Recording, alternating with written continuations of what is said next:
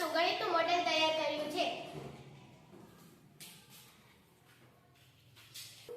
આ મોડેલ દ્વારા બાળકોને સમય અને ખૂણાની એકસાથે સરળતાથી સમજૂતી આપી શકીએ છીએ।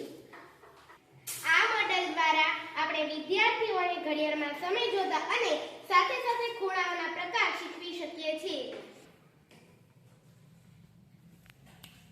અત્યારે ઘડિયાળમાં 3 વાગ્યા છે। જ્યારે ઘડિયાળમાં 3 વાગે એટલે કે ફિક્સ 90°નો ખૂણો કાટખૂણો બને છે। જ્યારે ઘડિયાળમાં 4 વાગે છે ત્યારે ગુરુકોણ બને છે। ગુરુકોણ એટલે કે 90° કરતા મોટો ખૂણો। સમય છે 4 કલાક અને 10 મિનિટ। જ્યારે ઘડિયાળમાં 4 કલાક અને 10 મિનિટ થાય છે ત્યારે લઘુકોણ બને છે। લઘુકોણ એટલે 90° કરતા નાનો ખૂણો। સમય છે 9 કલાક। જ્યારે 9 વાગે છે ત્યારે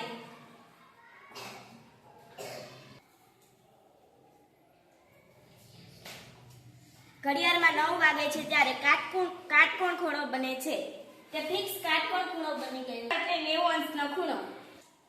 સમય છે 6 કલાક અને 10 મિનિટ। જ્યારે ઘડિયાળમાં 6 કલાક અને 10 મિનિટ થાય છે ત્યારે ગુરુકોણ બને છે। ગુરુકોણ એટલે 90° કરતા મોટો ખૂણો। સમય છે 7 કલાક અને 30 મિનિટ। જ્યારે ઘડિયાળમાં 7 કલાક અને 30 મિનિટ થાય છે ત્યારે લઘુકોણ બને છે। લઘુકોણ એટલે 90° કરતા નાનો ખૂણો। આપણે જોયું કે સમય પરથી ખૂણાની સમજૂતી કેવી રીતે આપી શકાય। હવે આપણે જોઈશું કે ખૂણા પરથી સમયની સમજૂતી કેવી રીતે આપી શકાય। ખૂણો છે કાટકોણ। આપણે ઉદાહરણ જોઈએ કે 9 કલાક અહીંયા ફિક્સ 90°નો ખૂણો બને છે। ઘડિયાળમાં 9 વાગે છે ત્યારે કાટકોણ બને છે। ખૂણો છે લઘુકોણ। જ્યારે ઘડિયાળમાં 11 કલાક અને 5 મિનિટ થાય છે ત્યારે લઘુકોણ બને છે।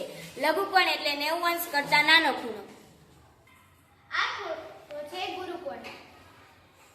જ્યારે ઘડિયાળમાં 7 વાગે છે ત્યારે ગુરુકોણ બને છે। ગુરુકોણ એટલે કે આપણે જોયું કે 90° કરતા મોટો ખૂણો જેને ગુરુકોણ કહેવાય છે। આવી રીતે બાળકોને વિવિધ ઉદાહરણો દ્વારા સમય અને ખૂણાની એકસાથે સમજૂતી આપી શકે છે। આ ટીએલએમનું નિર્માણ કરવા માટે અમે એક પુઠ્ઠાનો ઉપયોગ કર્યો છે। પુઠ્ઠા ઉપર કાર્ડશીટ લગાડીને નકામી પેન્સિલ લીધી છે, જેમાંથી એક પેન્સિલને કલાકનો કાંટો દર્શાવ્યો છે અને બીજી પેન્સિલે મિનિટનો કાંટો દર્શાવ્યો છે। આ ટીએલએમનો ઉપયોગ બાળકો પણ કરી શકે છે, શિક્ષકો પણ કરી શકે છે અને વાલીઓ પણ કરી શકે છે।